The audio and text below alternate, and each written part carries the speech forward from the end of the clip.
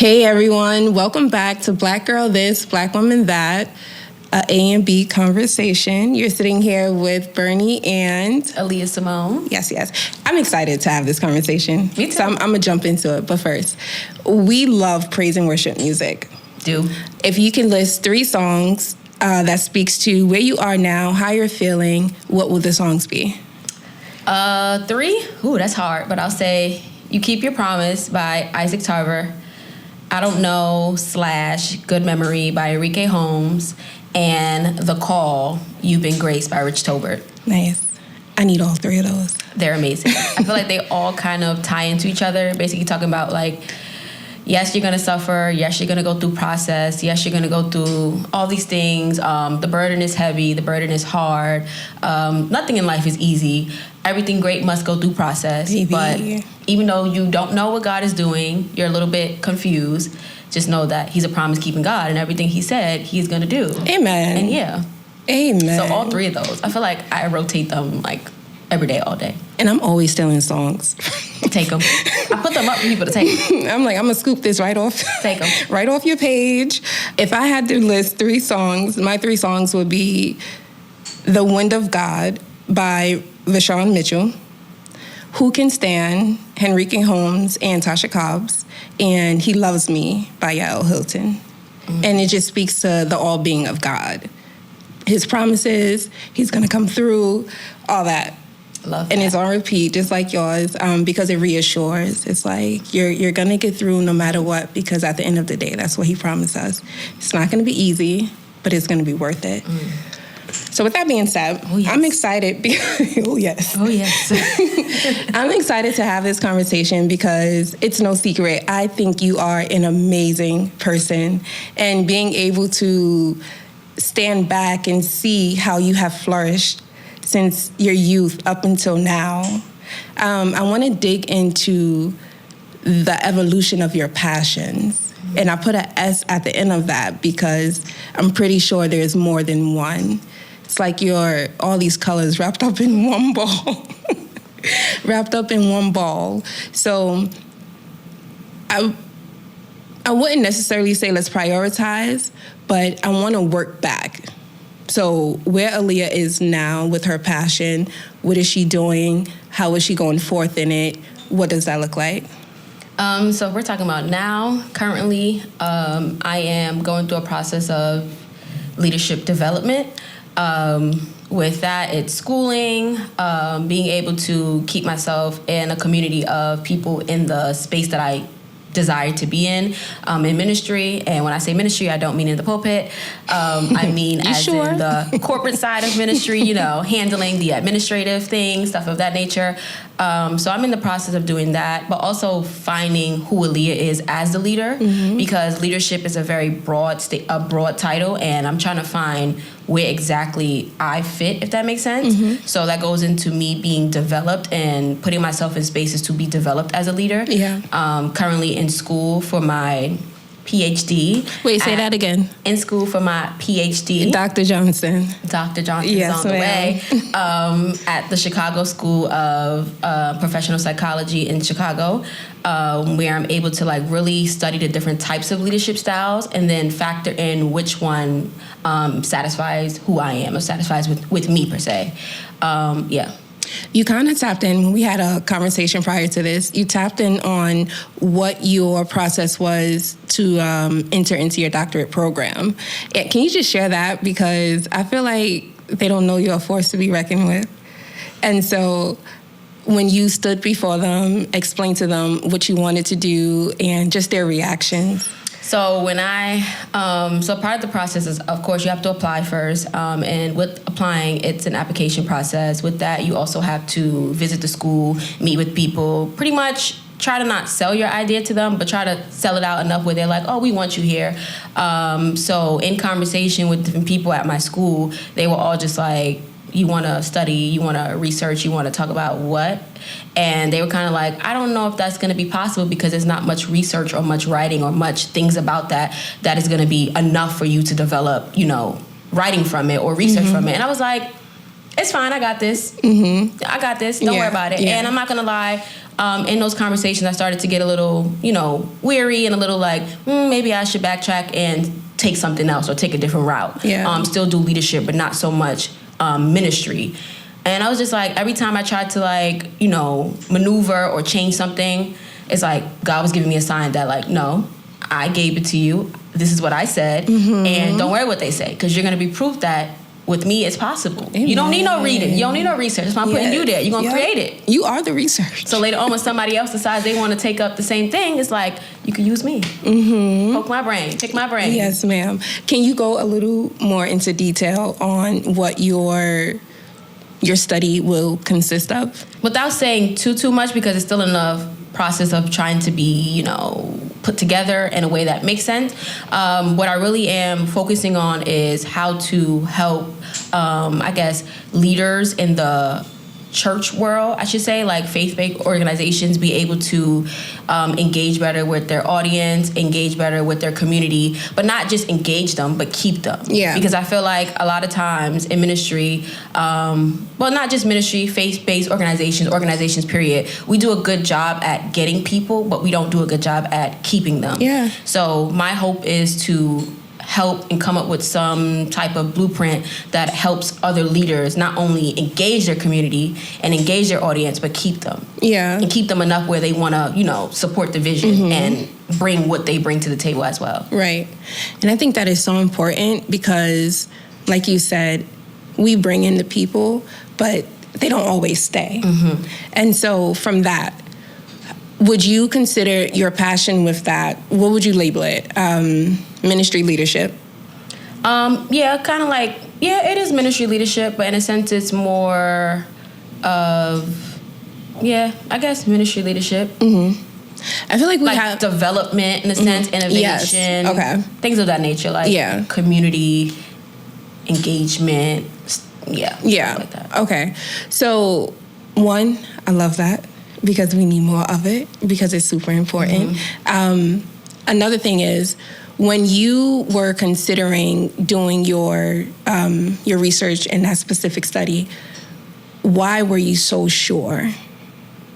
Because in my time of reflection, in my period of reflecting on who I am, where I am, what am I here to do, I thought back and I said, a lot of times gifts and callings and purpose, we make it sound so, big and like, oh, it's hard to figure out what it is. And a lot of times the thing that you're sitting in, a lot of times I realize is your purpose. And I feel like at that period of time, everything that I was facing and going through was like kind of frustration with people in authority who were not understanding, I guess, what it is that I was seeing as far as like we're engaging people but not keeping people, if that makes sense. So I was sure that even though when I bring forth, the things that I'm noting, the things that I'm seeing, even though the other people aren't understanding this because they don't have that desire to really sit and, I guess, figure that out the way I do. So in my mind, I told my little self, how about you do what you have to do, go to school, develop yourself as a leader first before you try to come and develop other leaders. Right. Yeah. Super important. I feel like a lot of people go into these professions like social work, development, youth development, youth work, administrative work, without really knowing what goes into it, without really knowing it's not just about one sitting in the classroom, right? Amazing. But two, the experiment part. You being able to say, well, this is something that I too experienced and I felt like more could have been done. So what I'm gonna do for me is do what I need to do to put myself in a position where I can also help.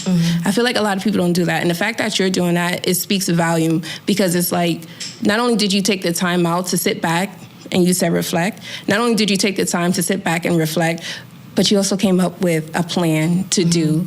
And so often we have people who are like, well, this needs to be done.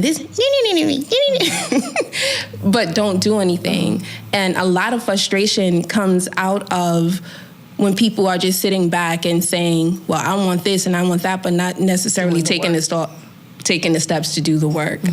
Have you ever found yourself not stagnant, but frustrated because you know so much more can be done, but it's like, what's up? I found myself in that place a lot, but before I answer that, I wanted to go back to what you initially said about, to paraphrase, people sometimes, I forgot exactly how you said it, people sometimes find themselves in areas that they necessarily, let's just say it, aren't called to, right? Because profession is profession, career is career, but then you have gifts and callings. And I feel like, yes, I started out as a teacher, but initially I started out going to school to be a lawyer. And it wasn't because that's what I wanted to do. It's because I allowed other people's perceptions of me to tell me that that's where I belong. And I feel like no one has ever really called out the fact that they saw me in leadership development. It was more so, oh, you know how to work with children, you know how to argue, you know how to talk, you know how to stand for what you believe, lawyer.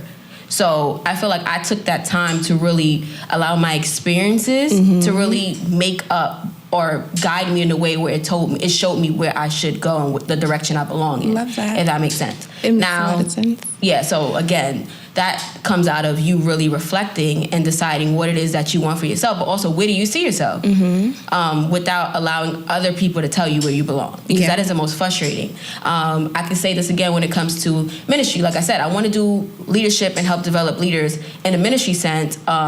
But at the same time, you have people who are in position that they necessarily don't belong in, but this is the only way they were guided to. Like people have told them, you belong here, but no one has taken time to explore the other categories of ministry. So my goal is not to invent something because I've seen it exist in other places. So why can't it exist everywhere? Right. You know? Yes.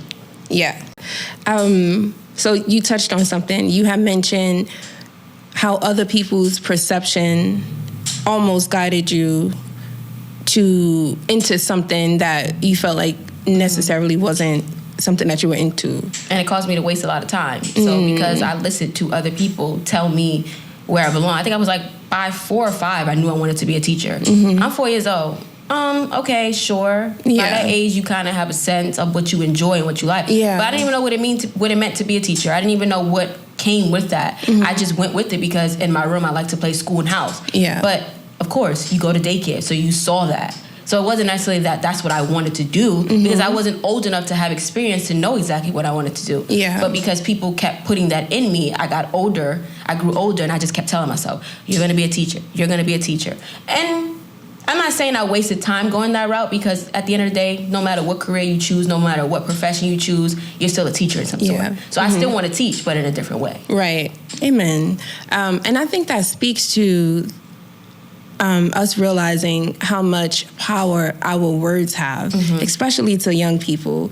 But even when we're speaking to one another as adults, in church, outside of church, in the house, outside of the house, it speaks volume to how much power words have. And so if we can continuously inspire, why not do it without limits? You know what I mean? Being boxed in. Yeah. You have gotten to a point where it's like, all right, this is what I know that I'm called to do, and I'm going to do it. And I feel like your journey, it meant something, but I feel like also, had you been so sure in who Aliyah was then and having people speak into you, oh yeah, that's a leader for sure, and not just like a teacher. And don't get me wrong, like I work in the education system. Teachers are amazing and they do so much for our kids, but it's like, that's not the end all be all. Correct. You speak life into that person without limits. And I feel like that's something that we don't have conversations on, because as long as I'm speaking life, then that's fine.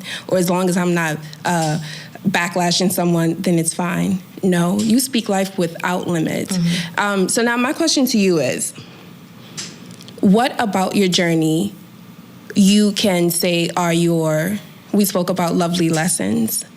And lovely lessons aren't always the sweetest things, but they turn out to be the biggest lessons of our lives. In the moment when we're going through things, we don't necessarily consider them to be lovely lessons, but we find them to be lovely lessons in the end. What do you think your lovely lessons were? And I'm talking about like your career path. I would say my lovely lesson is there's beauty in chaos. I would say there's beauty in chaos. There's beauty in chaos. You want more than one or one?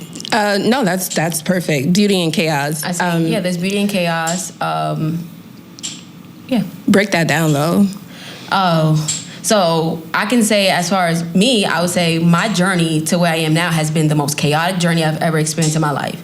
And while people have, watched me go through my journey, and I probably, thanks to my mom for being my example of how to, keep that face. So people don't need to know what you're dealing with. You don't have to wear it. Yeah. So people have seen me look beautiful, I would say, present myself well without knowing that everything I was dealing with was very chaotic. Yeah. And then as time has gone on, I've seen how all the chaotic, all the missing pieces, all the chaos has all came together, and it's like, oh, I see why I had to go through that. If I didn't go through that, I wouldn't know how to stand in this moment. And if I didn't go through that, I wouldn't know how to talk to this next thing. I wouldn't know how to conversate. I wouldn't know how to talk about certain things.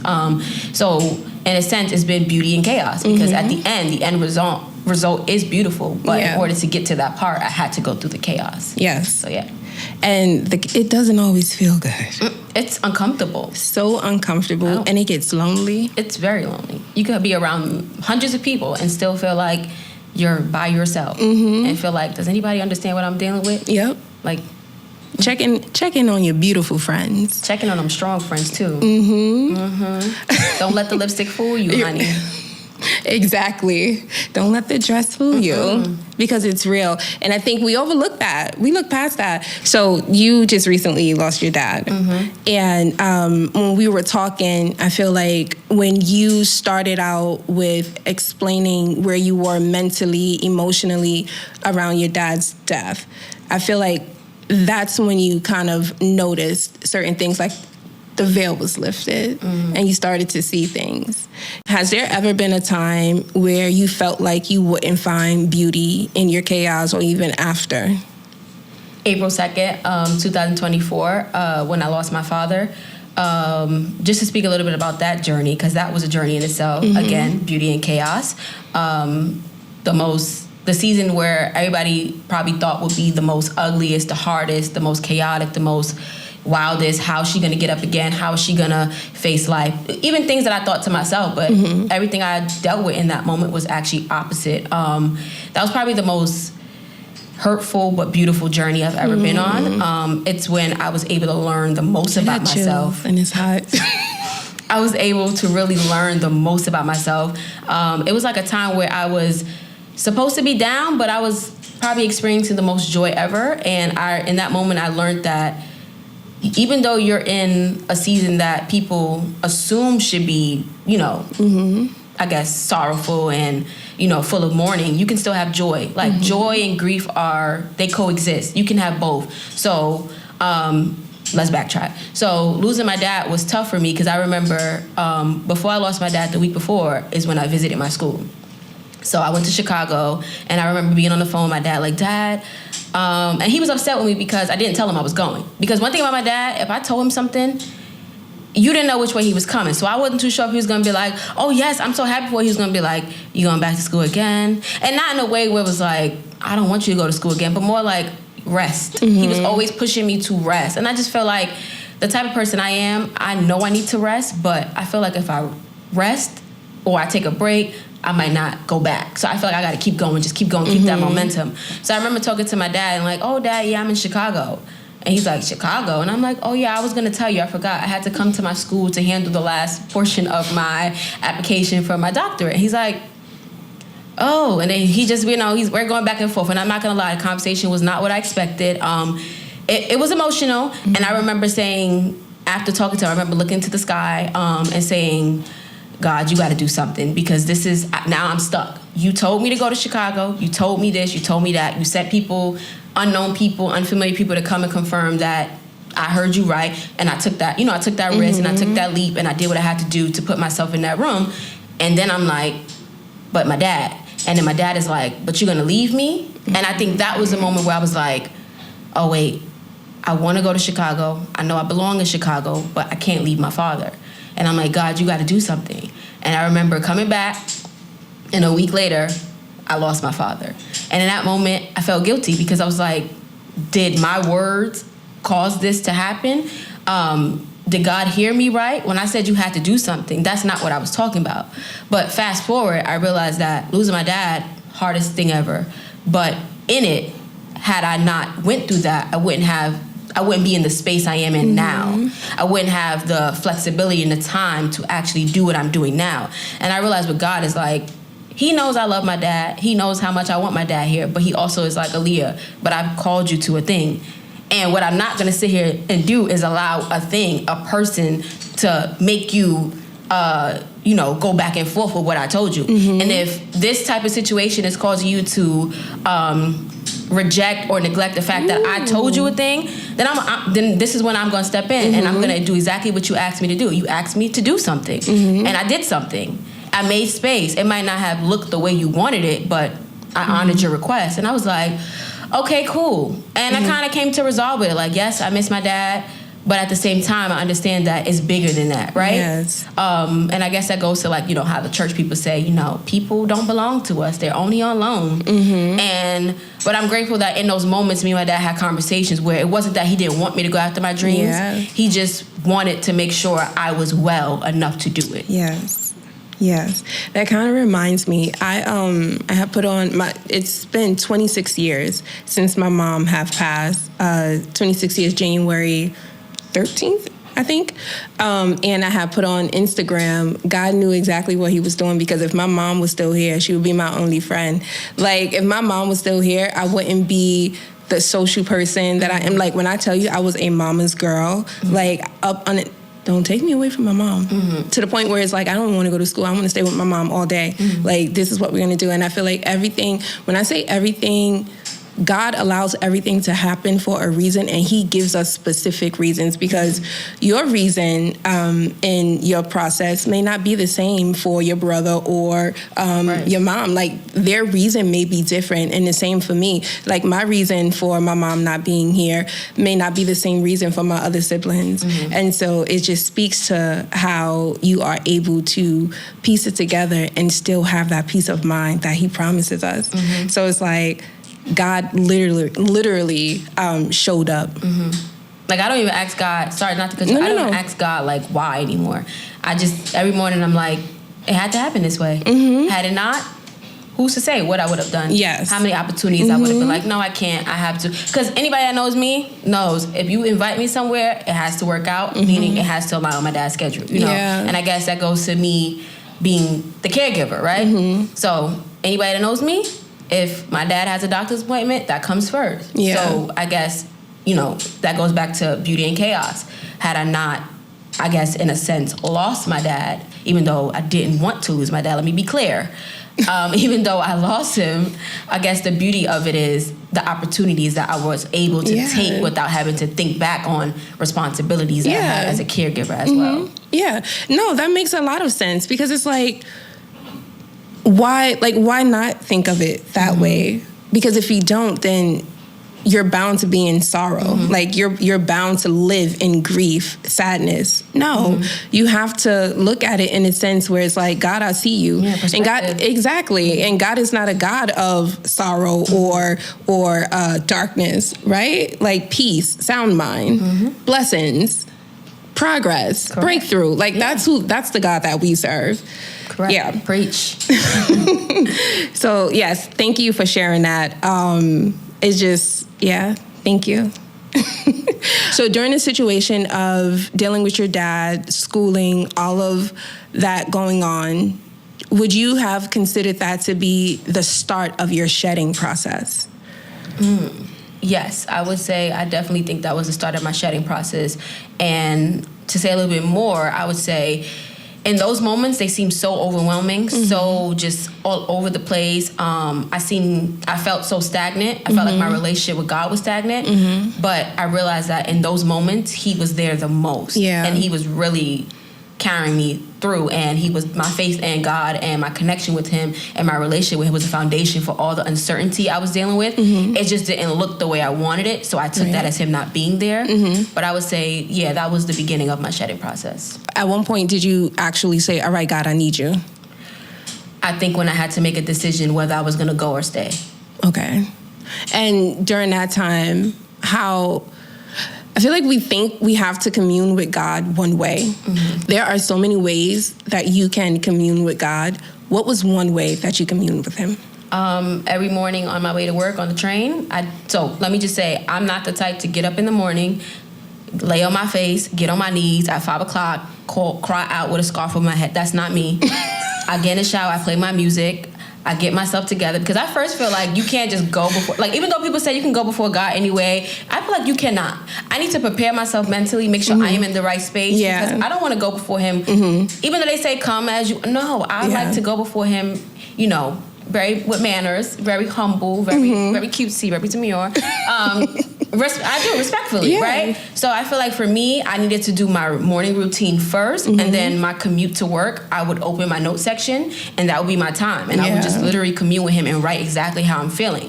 But it wasn't until later that I realized that was me talking with God. I would think I was just journaling how I feel. I would start it off with Tuesday, November 5th, and I would just start ranting, not realizing that was me talking with God. So later on, I'm thinking like, oh, me and God, we don't talk, we don't have no relationship. I don't know when was the last time I prayed. God, I promise tomorrow I'm gonna get up and do it. And then I'm realizing like, girl, you have been talking to him in your own way. Journaling, writing, that is still appropriate, and that is still a way to communicate with God. I feel like as long as it's on your heart. Correct. And in my heart, I knew that that's what I was doing. That's what I was trying to do. Like, I want to talk to you, but I just don't know how to come to you right now. And it's like, you are coming to me. So when I would see things happen that I was writing in those notes, I'm like, oh, so you are listening. Look at God.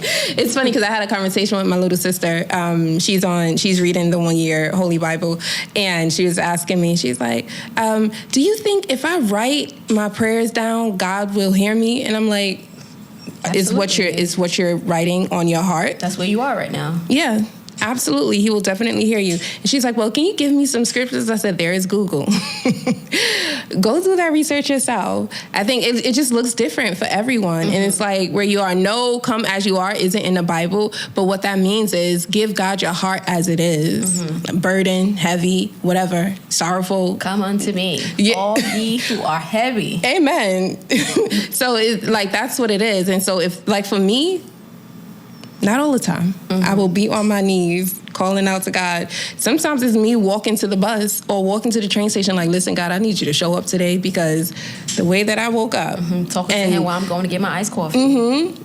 Like, listen, God, please, thank you for life, but I need you to do this for me today. Today feels like it's going to be a heavy one, but I'm giving it over to you.